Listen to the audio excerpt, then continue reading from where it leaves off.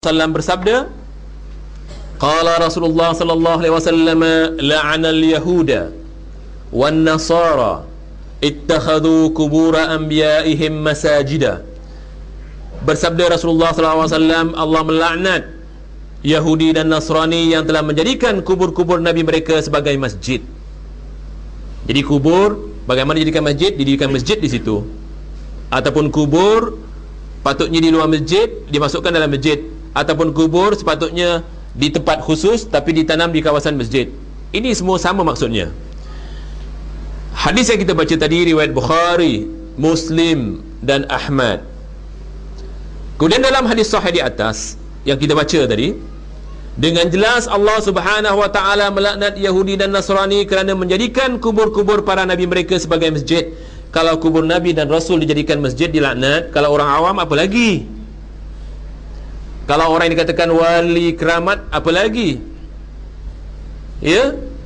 Dengan ini dapat dipahami jika orang-orang Yahudi dan Nasrani menjadikan kubur nabi sebagai masjid dilaknat, maka orang-orang Islam yang menjadikan kubur para nabi dan kubur orang-orang saleh mereka sebagai masjid dengan cara solat dan berdoa di kubur yang telah dijadikan tempat bersolat, yakni sebagai masjid, maka cara beribadah seperti ini jelas mengikut sunnah Yahudi. Ikut sunnah Yahudi, cara Yahudi. Sunnah dalam bahasa Arab, tarik, jalan. Bermakna ikut cara Yahudi, bukan mengikut sunnah Rasulullah sallallahu alaihi wasallam. Tentunya sesiapa yang meniru sunnah Yahudi akan menerima laknat yang sama sebagaimana yang ditimpa oleh orang Yahudi. Melakukan perbuatan ibadah seperti yang telah diterangkan di atas di dalam masjid yang sudah jelas dilarang melakukan ibadah di dalamnya, maka perbuatan seumpama ini amat bertentangan dengan firman Allah. Apakah firman Allah yang melarang kita menjadikan masjid ini kubur masjid? Di antaranya, wa annal masajida lillahi fala tad'u ma'allahi ahada. Sesungguhnya masjid itu milik Allah, bukan milik kubur. Oleh kerana itu, jangan kamu sekutukan doa kamu kepada Allah dengan yang lain. Kalau di depan kubur, menghadap kubur, seolah-olah memuliakan Allah dan memuliakan kubur, itu tidak boleh. Kemudian Rasulullah SAW bersabda lagi, la'natullahi 'alal yahud wan nasara ittakhadhu qubur anbiya'ihim masajida yuhadziru mithla ma sana'u. Dalam kitab kerja tuan-tuan ada ini. Telah bersabda Rasulullah SAW, laknat Allah ke atas Yahudi. Laknat tuan-tuan, bukan dosa saja, laknat. Laknat Allah ke atas Yahudi dan Nasrani yang telah menjadikan kubur-kubur nabi mereka sebagai masjid-masjid, yakni tempat beribadah mereka. Berkata Aisyah, mereka ketua-ketua agama menakut-nakutkan umatnya seperti apa yang mereka Yahudi dan Nasrani lakukan. Hadis ini riwayat Bukhari, Muslim, Nasa'i, Darimi, Baihaqi dan Nasa'i. Apa maksudnya tuan-tuan? Kalau Yahudi menjadikan masjid sebagai kubur sebagai masjid, bagaimana kubur sebagai masjid? Tempat kubur didirikan masjid. Masjid tempat kubur, artinya masjid sudah ada ditanam mayat di dalamnya. Allah laknat. Tetapi ada kaum-kaum Yahudi yang faham masalah ni, dia menentang. Tapi yang menentang ini ditakut-takutkan. Seperti kita sekarang lah. Kalau kita katakan kepada mereka ini tidak boleh, mereka takut-takutkan. Yang mengatakan tak boleh Wahabi katanya. Percayalah, kalau yang mengatakan tak boleh itu kaum muda katanya. Mereka akan takut-takutkan seperti itu. Sekarang yang menakut-nakutkan masyarakat supaya kubur-kubur ini dikekalkan dalam masjid, supaya masjid yang ada di dalamnya kubur ataupun masjid yang dibuat di kubur seperti Pusara Aman. Siapa yang menakut-nakutkan?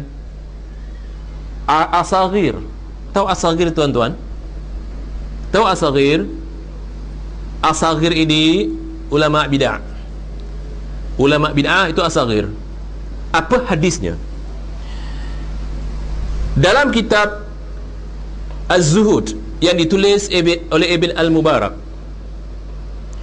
Ibn Mubarak mengatakan, di satu hadis yang diriwayatkan oleh Ibn Mubarak, min asyratis sa'ah ayyaltamisa al-'ilm indal asagir, ayyaltamisa al-'ilm indal asaghir. Di antara tanda-tanda akan berlakunya kiamat, orang-orang ini berduyun-duyun mempelajari ilmu dari asaghir. Asaghir, saghir jamaknya asaghir, orang-orang kecil. Kemudian Ibn Mubarak menjelaskan asaghir huwa ahlul bidah, asaghir huwa ulamaul bidah.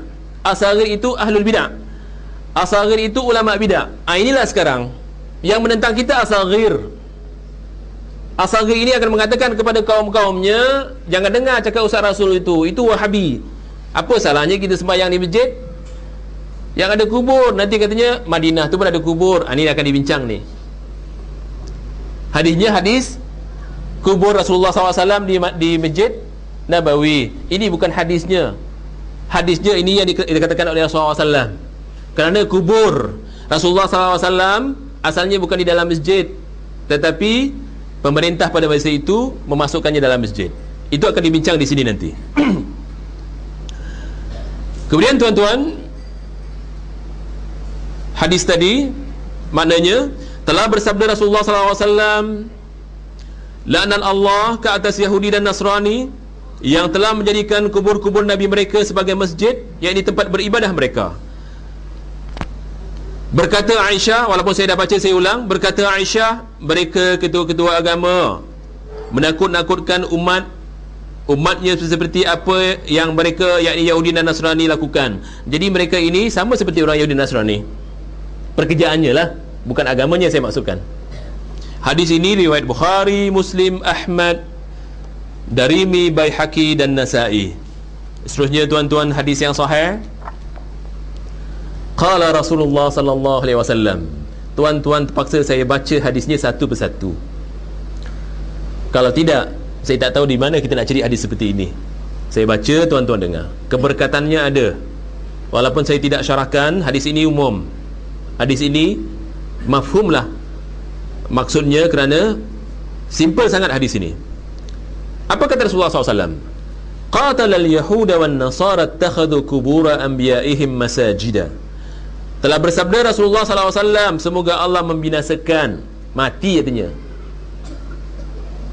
Apa dia? Membinasakan atau mematikan Yahudi dan Nasrani yang telah menjadikan kubur para nabi mereka sebagai masjid-masjid.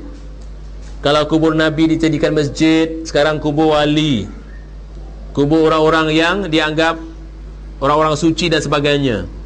Ini Allah mengatakan di dalam hadis yang diriwayatkan oleh Rasulullah SAW ini, semoga Allah membinasakan mereka, kemudian Allah melaknat mereka. Ini menunjukkan larangannya yang syadid.